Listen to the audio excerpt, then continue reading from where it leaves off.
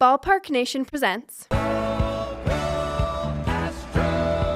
Welcome to Go Astros, your look at the two-time World Series champions from three guys who have been here since Art Howe had hair. And welcome everybody to Go Astros, another edition, another short hop. I'm Jim Christopher, your host. Andy and Brian are going to be back with me on Monday, much like the Avengers at the end of Endgame. We are going to assemble. Today feels like a big day for the Astros, both on the field and off. Feels like a big game. Although we know in baseball that rarely does one game truly matter. And if the Astros lose today and then win the next four, no one's going to care about what happened today. The Astros have less pressure on them than the M's, the Mariners, who have all the pressure, because at a minimum, they're going to be down 3 games at the end of the day and still statistically unlikely to catch the Astros because they're also fighting the calendar. But obviously, getting a win today makes you feel a lot better. Also, getting good news on Jose Altuve is going to make all of this matter so much more.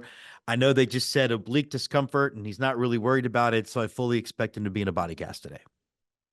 Or in the bubble, like the bubble boy in Seinfeld. So definitely today's important. I wouldn't put too much stress in it, but I just want everybody to be focused and recognize that whatever happens, they're still going to play tomorrow. And not trying to provide excuses, but the A's have been really good in their last 60 games. And they also the ones who took 3 or 4 from the Athletics. So I'm sorry, 3 or 4 from the Athletics. They are stealing from the Athletics fans by moving to Vegas or Sacramento. Can you imagine 2 bigger differences? Sacramento, Las Vegas.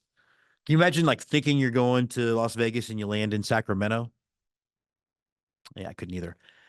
No, but they did take 3 or 4 from the Mariners. So I think the thing that's helping the Mariners is the Astros, I think, are an injured, underperforming team. And I think the Mariners are who they are. They're a 500 team. And they also are now dealing with some new injuries. So I still have full confidence the Astros making the playoffs. Now, when they get there, that's a whole other conversation. But again, hopefully Jose Altuve is back and looking good today.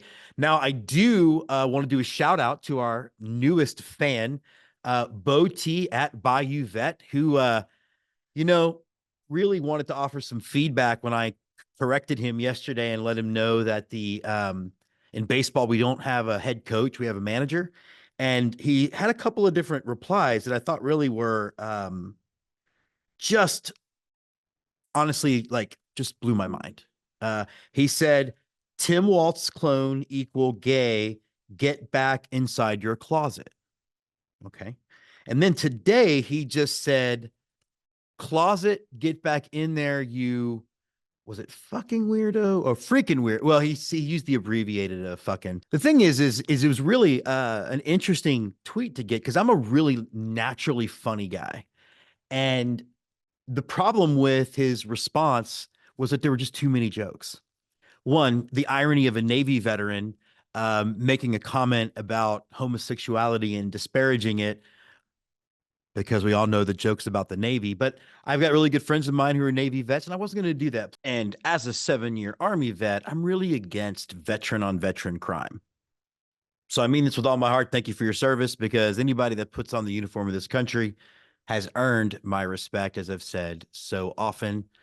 Like I said, for me, 7 years Army, enough things exploding around me to definitely appreciate anybody who signs a blank check to this government, paying the order of your ass. So I wasn't going to go that direction. And for a multiple of reasons, I just have a hard time with somebody in 2024 that still uses the word gay as if it's a disparaging remark. Plus, to me, it's too easy. I'm not really about the low-hanging fruit. And then there was the Tim Waltz thing, and I don't know a lot about Tim Waltz, but I know that I have much better hair than Tim Waltz has. So that just didn't seem accurate. So there was a lot of different ways to go. I could have made like a Louisiana swamp person joke, but I don't know. And then the guy's a Saints fan, so then you start to feel like just bad for him. So all I'm going to say to my biggest fan is, I hope that whatever was bothering you this morning gets better. I'm Jim Christopher. That's this week's Go Astros. Go Stros.